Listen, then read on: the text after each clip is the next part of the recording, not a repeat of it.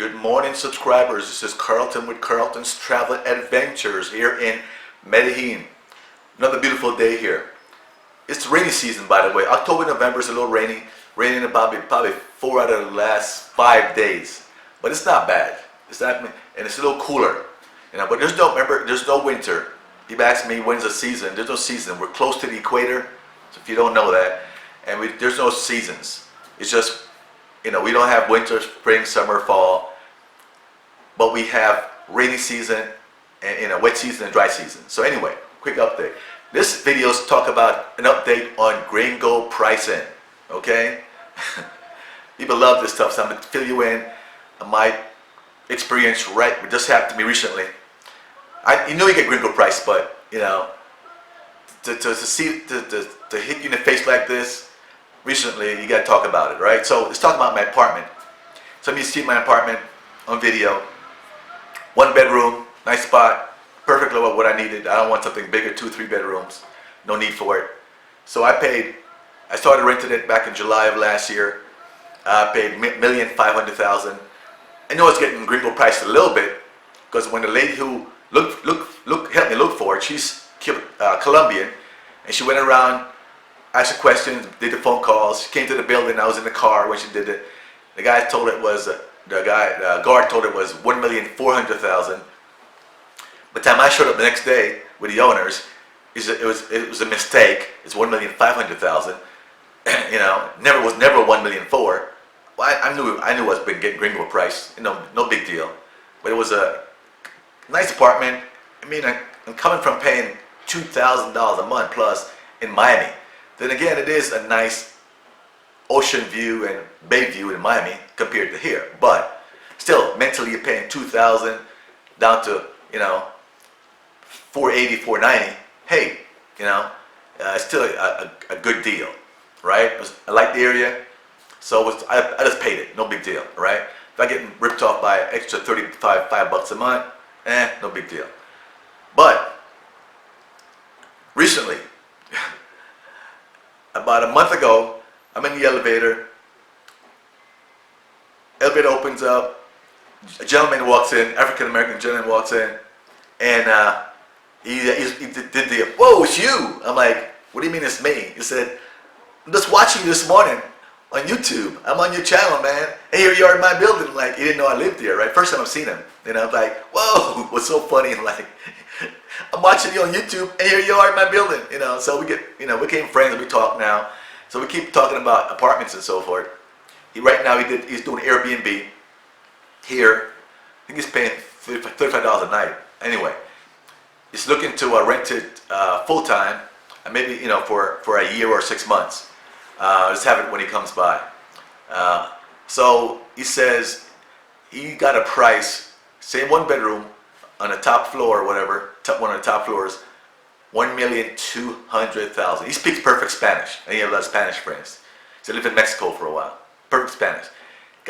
He's getting a quote of $1,200,000. Remember, I'm paying $1,550,000 right now. I was like, "You kidding me?" He said, "No, the same apartment, $1,200,000." Remember, I'm getting a great deal, right? So that's what happened like a month ago. And then yesterday, I'm in the elevator. When I walk in the building at the same time with this gentleman, Spanish gentleman, about 55. I've seen him a few times. We say hello. Let me pick his brain, right? So get off at my floor. So let me talk to you a little bit. We start talking about things that I'm leading up to. Obviously, what is he paying?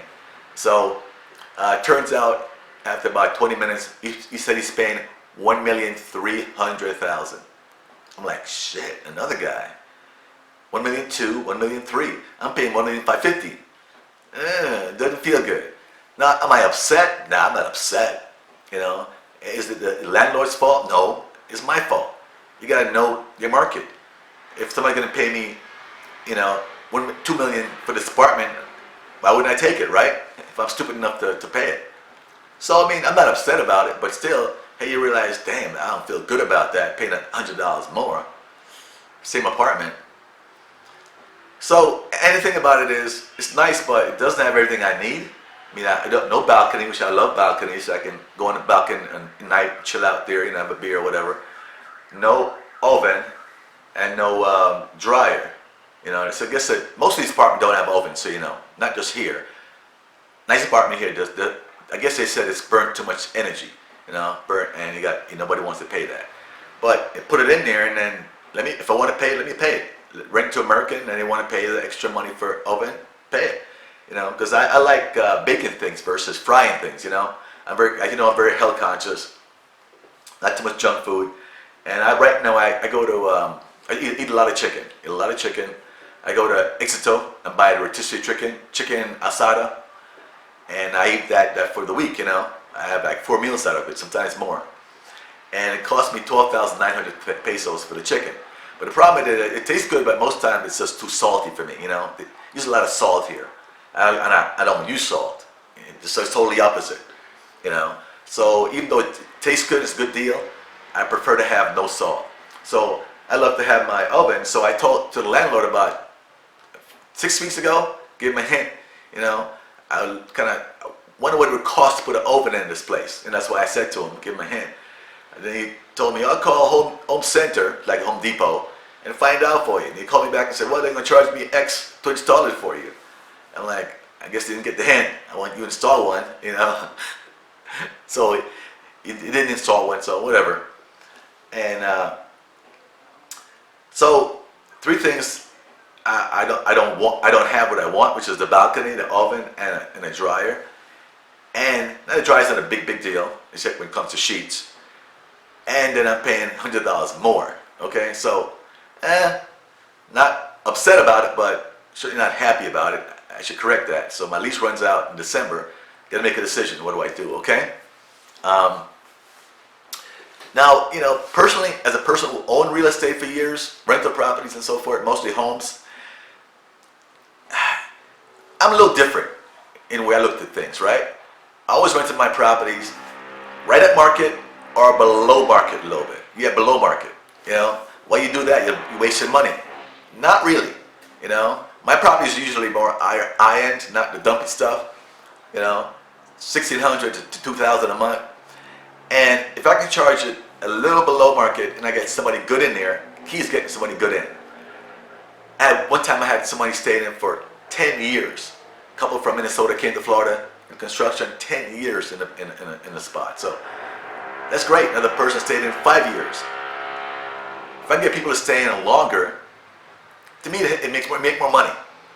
You know, you said, well, you're losing $100 for 10 years. No, I didn't, because if I charge a little more and the person moves out after a year or 2 years, which is the average, what happens? Might go empty usually for a month. I'm losing that money for a month, $2,000 per month. Then you got to pay a month's rent to get it leased up. I used to lease myself. It's a pain in the ass now. I just don't do it. I hire somebody to do it for me. All advertisement, review all the tenants leased, you know, and get me the best one to me to look at. It got too much of a hassle to do it myself, right? So you might lose a month's rent.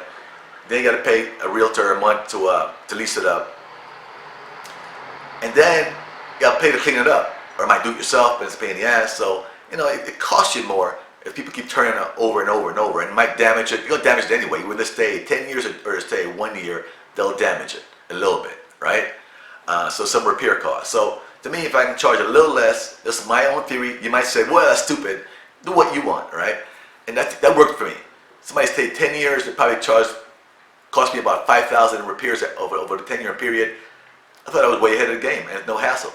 I paid a realtor one time. I don't pay a realtor every year. Somebody realtor wanted to pay him every year for the one contract. I cut that out. I crossed it out in the contract. No, I'm paying you once. That's it. You know, if you don't want that deal, forget about it. Go to another realtor. You know, a realtor try to get you on that repeat every year, pay that 1 month. No. I pay you once and that's it. Okay, so I paid it once, and then he's in there for 5, 10 years. I'm ahead of the game. You know, it's been rented constantly. I got to worry about it. So that's the way I look at renting apartments or homes.